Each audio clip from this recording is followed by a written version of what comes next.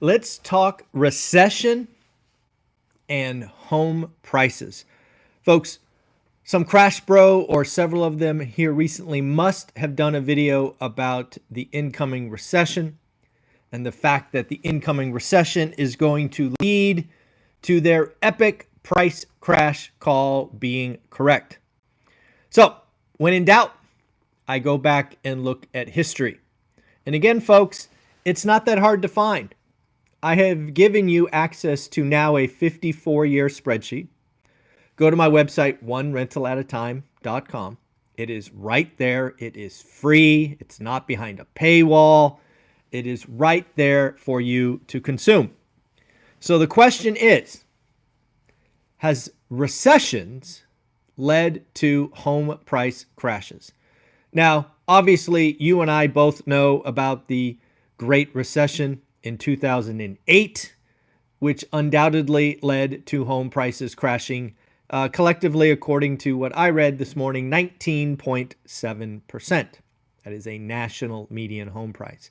But we have had lots of recessions before that. So let's go look at history and see if the clowns in their mom's basement are right. Okay, 1980. 1980 was a particularly nasty recession. Home prices went up 6.1%. 1981, often called the double dip, right? It was recession, recovery, recession. This was the worst recession since the Great Depression until the GFC. Home prices, I can't be right. It must be 3.5%. 3.5%. Next recession, 1991. 1991, you did see home prices fall 1.9%. 1.9%. We're not done yet. We've got 2001. Prices up 6.6%. Obviously, we've already hit 2008. And then 2020. Yes, folks, we did have a recession in 2020. It was short, it was brief, but 6%. So I ask you, I implore you, I remind you, look at history. Too many folks on YouTube, frankly, are so stuck, almost like PTSD. They have PTSD about 2008, and every scary monster, every boogeyman has to be a repeat of '08. Now, we're better than that. We understand we have to look at a longer track record. So again, historically speaking, actually Logan Matashami from Housing Wire actually went back to 1942. And again, recessions do not equal price drops. I am sorry. It's a great story. It probably feels good to talk about because the silver tsunami you talked about 6 months ago is not coming. But we are smarter than that. And again, folks, these numbers come from Core Logic. Core Logic was the source for these increases and not. So again, recession does not equal price crash. And again, let's step back and let's have an honest discussion. Let's have an honest discussion. You own a home. You unfortunately get laid off. You get some unemployment. You start looking for a new job. Is selling your home on the top of your list? I would argue no. Second, the other thing that we have to learn and recognize is that banks, your lenders, behave a lot differently today. Back in the Great Recession, they all made the mistake of getting 90 days late in starting foreclosures. That ended in a mess. It won't be repeated. And now we have this thing called forbearance that is used repeatedly. So again, we just need to realize that the situation is very, very different and that all recessions don't lead to price crashes. I just got this. I just found this on Twitter or X. Our good friend Joseph Wang. Joseph Wang, the Fed guy 12, somebody who's been on the channel a couple of times. He is talking about crash up. You can go back and find Joseph Wang's interviews on this channel. This tweet, it's now X. Do we still call them tweets? I'm going to call it a tweet. So here we go. This took me back. Fed thinks it is being super restrictive. That means that the Fed at 5.25 to 5.5 thinks they're being restrictive. They are hurting the economy. That's what Joseph says. So it has room to moderate policy amidst disinflation and rising unemployment. Remember, folks, Friday's job number was a barn burner. Lots of, birth, deaths, mumbo jumbo, full-time, part-time. We've already pulled apart that number. But the unemployment rate went up to 4%. So Joseph is right. Unemployment is rising. The Fed will join other CBs, central banks, sooner than the market anticipates, and the melt up in everything will continue. So let me just break down what Joseph had to say here. Again, I have yet to speak with Joseph Wang. I'll reach out to him later today if I can. But I think what Joseph is saying is the Fed wants to cut like Canada, like the ECB. And here's the last line. The Fed will join other central banks sooner than markets anticipate. So I ask you, I implore you, ask yourself, what does the market anticipate today? Well, as of today, according to the Fed Watch tool, no cut in June, no cut in July. I think it's 46% chance of cut in September. So, is Joseph telling us a September is a lock because technically 46% is less than expected? Or is Joseph telling us July is coming? I'm going to reach out to Joseph, see if he'll answer that question, but that is a huge tease. And then, of course, the last line, again, something I think Joseph Wang will go down in the history books as being right. The melt up, he called it a crash up on this channel, the crash up in everything will continue. I don't know how I feel about that. If the crash up continues, what does that mean? Well, that means home prices, that means assets continue to run. To me, that also means that inflation, very sticky. Inflation is sticky, best case. Man, best case. Inflation could really spike again. We could be repeating the early 80s, right? The late 70s and early 80s where we beat inflation, we come back. We beat inflation, we come back. Ultimately, until somebody has the stones to say, like Paul Volcker did, I'm going to send the economy into a nasty recession. That's essentially what Paul Volcker did when he ripped the rates to 18%. He knew he'd put us into a recession, and he did. 1981 was nasty. So, I don't know. I'm going to reach out to Joseph, see what he has to say. By the way, folks, if you don't know this, Joseph Wang puts out a video, I think, every Saturday morning on YouTube, given his weekly summary. It's now must-watch TV for me. You might want to take a look at that. All right, folks. Mr. Dan Bird and I have yet again disagreed on something, which I think is highly entertaining, highly respectful. We put out a video yesterday asking you for your opinion, and I want to talk about it here. Dan Bird believes that the unemployment rate will be 4.2%. He believes that inflation CPI headline will essentially be flat to possibly down slightly. Dan Bird is now calling for a 25 basis point cut in September. 25 basis points in September. I, on the other hand, am going to stick to my guns because I don't like changing my opinion with the wind. I want to stick to my guns so you can hold me accountable. I'm actually calling for a November cut. However, I'm actually going out on a limb in telling you that the November cut will be 50 basis points. Here is my logic and my reasoning.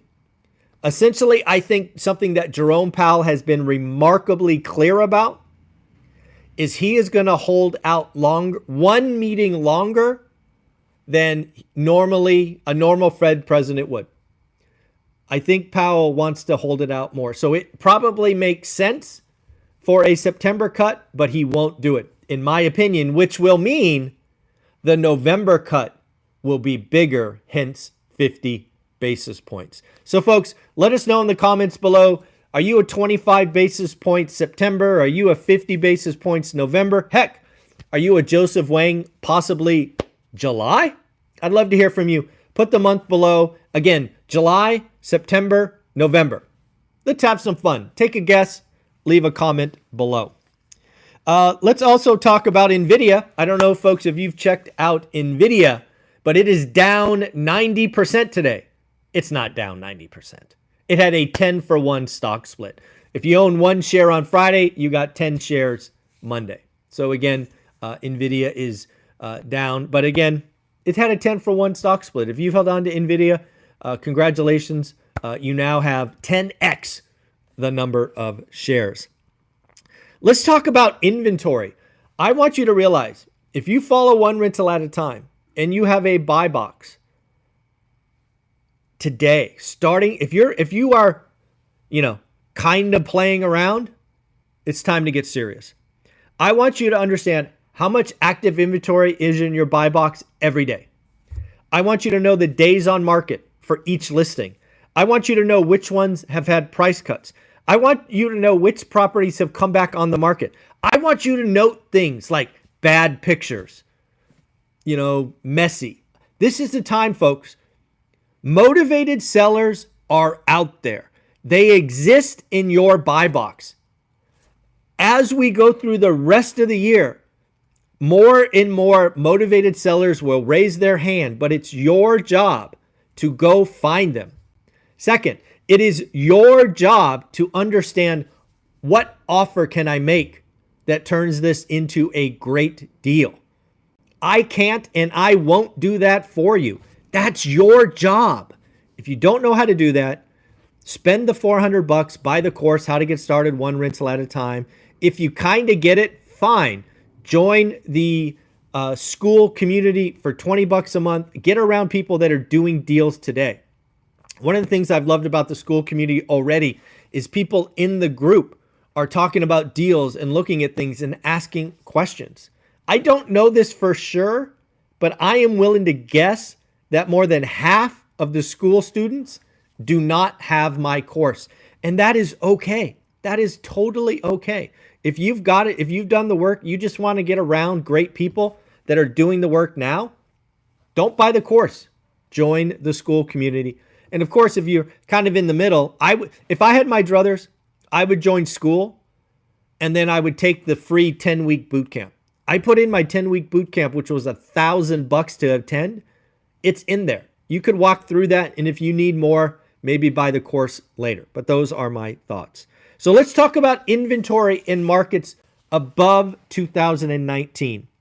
We're going to go bottoms up, top 5. This comes from Resi Club. Folks, if you're not following Lance Lambert at Resi Club and you're serious about real estate, I don't know what you're doing. Tampa, up 6.3%. New Orleans, up 9.2%. Memphis, up 16.7%. San Antonio, Texas, up 19.7%. And the tippity top of the market with the most inventory growth since 2019 is Austin, Texas. Austin, Texas, up 35%. Folks, if you want prices to come down, you need inventory.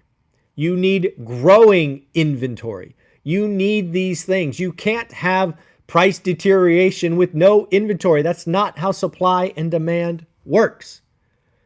Yes, so again, if I was in Austin, Texas, or San Antonio, and probably even Memphis, I would be licking my chops because we would both know that there are motivated sellers out there somewhere that need to sell. I want to give a shout out to Liz Ann Saunders. Liz Ann Saunders is a great follow, at least for me, on X or Twitter. She put out a post talking about the top 5 markets with the largest price per square foot increase since 2019. I thought this would be interesting because we talk about price a lot, but hey, what about price per square foot? All right, number 5, San Diego, California. Price per square foot is up 65.7%. Wow, crazy. Tampa, 68%. Nashville, 68.6%. Boston, 72.9%. And number 1, New York City, up 84.7%. It's funny, when I looked at this list, I kind of see, a couple of blue states, a couple of red. I thought it was an interesting mix because there's a big talk track around everybody's leaving the blue states and all of that. I don't know. When you look at a 5-year track record and you got New York City and San Diego on the list, Those are pretty blue areas, I think. Anyways, there you go. Alrighty, folks, special reminder, if you are in the school community, in about 15 minutes, oh yeah, exactly 15 minutes, you have a special treat.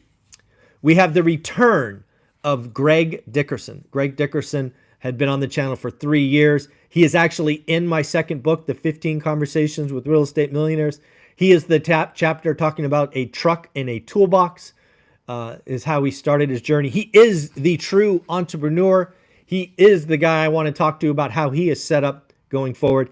I hope to see you there. And because you are a part of school, you get to ask questions. You can either raise your hand or put in a comment, and I will do my best to get your questions answered. Folks, remember, it's time to get serious.